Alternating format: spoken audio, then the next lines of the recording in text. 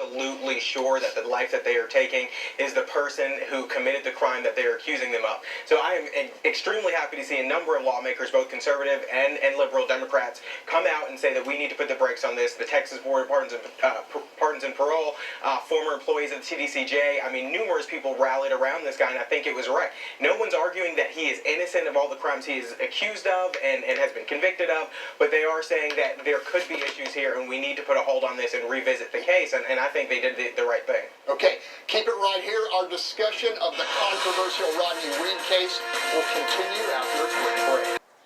Rodney Reed maintaining his innocence from behind bars in Livingston.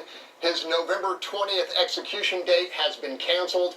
We continue now with our discussion of the 51-year-old death row inmate and the evidence his supporters say should win him a new trial and potentially freedom. Tamara Bell, what do you think? I'm very glad, and I applaud Kim Kardashian for the effort that she put forth. This is the second person who she has intervened on and to get this kind of change.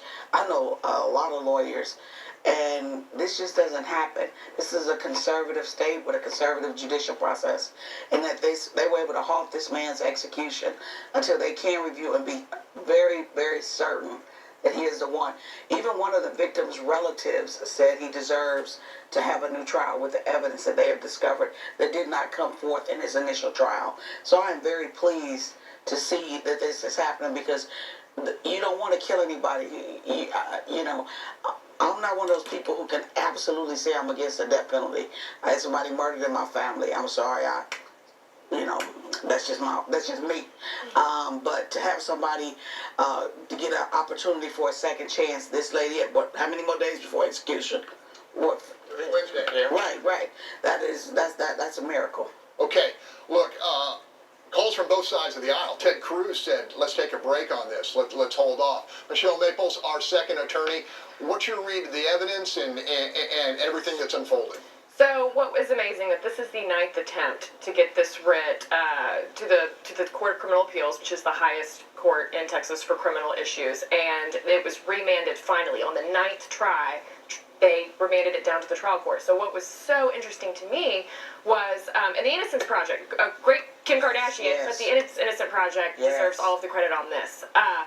What was interesting is all of these new witness testimonies coming out, why they stayed silent during the trial, God only knows, but thank God they had a change of heart. We now have an individual who was selling them life insurance who stated that the fiance of the victim stated, if you ever have an affair on me, I'll kill you, so thank God I'm getting life insurance, or something like that. There was also, at the funeral, one of his colleagues came forward, and he was a deputy at the Bastrop County Sheriff's Office. A colleague stated that he overheard him saying she deserved it. He was cold and unemotional during the funeral. These are all things that should have come out 20 years ago, and thank God they had a change of heart, because now this motion to stay was the correct decision, and let's get this back down to the trial court and let's litigate these issues. Okay, Tony Diaz, I'm sure you believe that innocent men have been executed in the United States. You're steadfastly against capital punishment. I think the death penalty is barbaric. It's state-sanctioned bloodletting. We look down on other civilizations. Evidently, the Aztecs used to put people on an altar and kill them.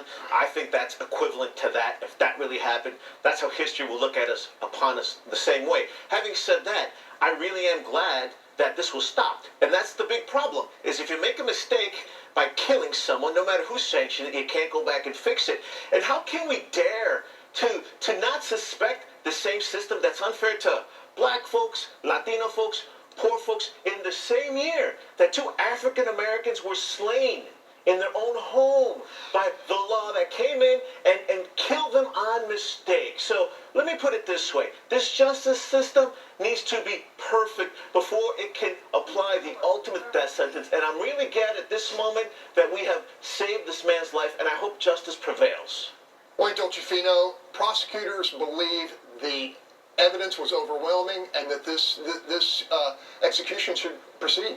Well, so a couple of things. Number one, so Tony, you signed me up for the Barbarian Club, okay? Because I do believe you're the president. Yeah, I'm the president, okay? But to me, look, we all know this sitting here.